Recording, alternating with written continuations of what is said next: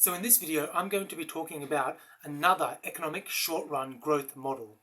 And you may have heard of it before. It's the AS-AD model, or simply Aggregate Supply, Aggregate Demand. So I'm not going to go into all the details of the model because I want to make this video entertaining, and ultimately my channel is all about the story of economics. And that is more interesting than the nitty-gritty of a model. And certainly if it's the first time that you're encountering this model. But either way, let's get that out of the way and let's get into the video. So, we're going to set up our AS-AD model. How is it going to look? We're going to have our normal axes, and we're going to have short-run output gap on the horizontal axis. That is the difference between output and potential output. If we're to the right of that, that means we are running the economy hot, quote unquote. That is your economic boom. That is where we are running above potential. We're hiring more workers. We're overcranking the machinery, if you will. We're basically in what a lot of people call the bubble territory. It doesn't necessarily have to be that way, but of course this is not sustainable, as of course at a minimum you will eventually need to take down your machinery. You'll need to turn it off for maintenance and that kind of stuff. Of course we have the opposite problem, where we are running below potential and we're not producing as much as we could. We're not efficiently using resources or that kind of jazz, and basically we're in what people would normally term a recession, but basically it's just a short run output gap. On the vertical axis we have inflation, and more specifically we have the level of inflation equal to the target level of inflation. For most countries around the world, the target level of inflation, which is bar pi, not sure why, but for most places that is 2%. I'll get to the steady state of the model soon, but first let's go into the AS and the AD curves. AS stands for Aggregate Supply. I think it's called that because of the supply curve from microeconomics. And the supply curve shifts upward specifically because as the price goes up, and of course in economics price is on the vertical axis, not the horizontal, and so as price goes up as a supplier, you're going to supply more of that thing, and so it's an upward sloping curve. And then of course we have the aggregate demand curve, which slopes downward.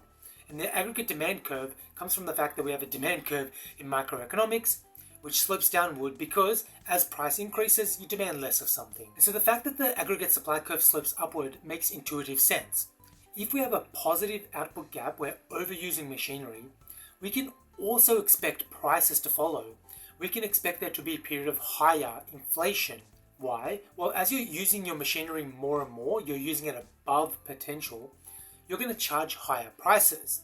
You're hiring more workers, you're using your machinery more, you're generally using more inputs. And to make up for the fact that you can't shut down your machinery for maintenance and the like, you charge higher prices. And of course, everyone in your industry does this, or everyone in the economy, and so we get higher prices on aggregate. We can of course get the opposite issue, where we get an output gap and we get lower prices. You're not using your machinery as much, and so you have to charge lower prices to sell your goods. The aggregate demand curve is a little bit funny, and you sort of have to forgive the model for this, but basically it's downward sloping because the intuition goes something like this. When there is a positive output gap, normally we expect high inflation. In this instance, you can see that we actually have negative inflation. And the reason for that is that the aggregate demand curve has the monetary policy built into it. What we say is that when we are running above potential in that boom phase, the monetary policy authorities, they will raise the real rate of interest, and we assume that they can control the real rate of interest and not the nominal rate.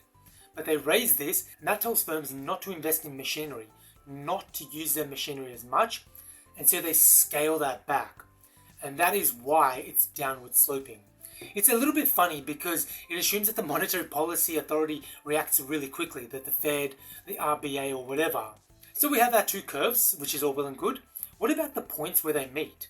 Those are actually the 0 points, and those are called the steady state. And it actually makes the algebra kind of cool. And it makes the algebra a little bit easier to follow. You can see from the formulas that I've given, if the output gap is to equal 0, that means all of the other terms in that equation also have to equal 0. And so that means your A bar parameter equals 0. That means there's no change in your A bar parameter. It also means that inflation equals target inflation. And you can see that on the vertical axis. When those two are equal, that is where we'll get our resting point. And the same, of course, is true of the aggregate supply curve. You'll see that we have the short-run output gap term in there. When that is 0, of course, that means that we're 0 on the horizontal axis. And the O parameter, what they call a shock parameter, that's also 0. So there's been no shocks to the economy, And what those inflation terms mean is that inflation from this period equals the inflation from previous period. But to finish this video, let's do some movement of the curves. Let's have a shock to the system and let's move the aggregate supply curve to the right. Let's say that shock is a negative oil shock. And so with what we call a negative shock, we have an oil price drop. Because the other terms on the right hand side are staying the same, that means we have a negative change in inflation. So we're moving the curve over to the right, or we're moving it down, whichever way you want to look at it. So we move across, and that's all well and good. We can now see that we have a positive output gap. And that is because inputs into virtually everything have become cheaper. And so it's much easier to use your machinery above capacity. And that's exactly what we see. Now this is where the funny part of the AD curve comes into it, because as you can see, we're moving across, or we're moving down. We're actually moving in a southeasterly direction, down the aggregate demand curve. So you can see we have a positive output gap, but we're not actually seeing positive levels of inflation. And this is where the monetary policy authorities, they react immediately. And they immediately jack up the real rate of interest. So that means now that inflation is below the target level of inflation. That means in the parentheses we have a positive number. But because of the negative number outside, that becomes a negative number, which actually means the short run output gap term becomes negative, which means we're moving the aggregate demand curve over to the left. You can now see that with this oil price shock, we've completed a boom phase. We've gone from a positive output gap now to zero. But this is not the end of the story. As inflation is below target, the Fed is going to do the opposite. It's going to lower the real rate of interest, or the nominal rate in the real world, and this will induce firms to pick up production again and to raise the level of inflation. And this then shifts the AS curve over to the left and it meets its original position. However, we're still not done, but inflation is still below target, so it keeps lowering the interest rate until the AD curve shifts back to its original position. And we have actually completed a cycle here. And this is the sense in which a recession might be required to rein in an economic boom. We've had the boom, we've run above potential. We can't just go back to the 0 point. The only way to do that is we need to have a movement in the opposite direction to make up for the boom, and then eventually we get back to a steady state. Now how cool is that? How cool is it seeing it in a model like this? So yeah, I hope this looked really cool. I hope this was informative, and ultimately I really hope the storytelling helped you understand another short run model of economics. And ultimately, I hope the storytelling was enough to keep your interest and keep you captivated until the end. And so I'm open to any feedback going forward. Just leave a comment down below. But otherwise, thank you for watching. Subscribe, rate, and share. All of the good stuff. It definitely helps my channel. And I'll see you guys next time.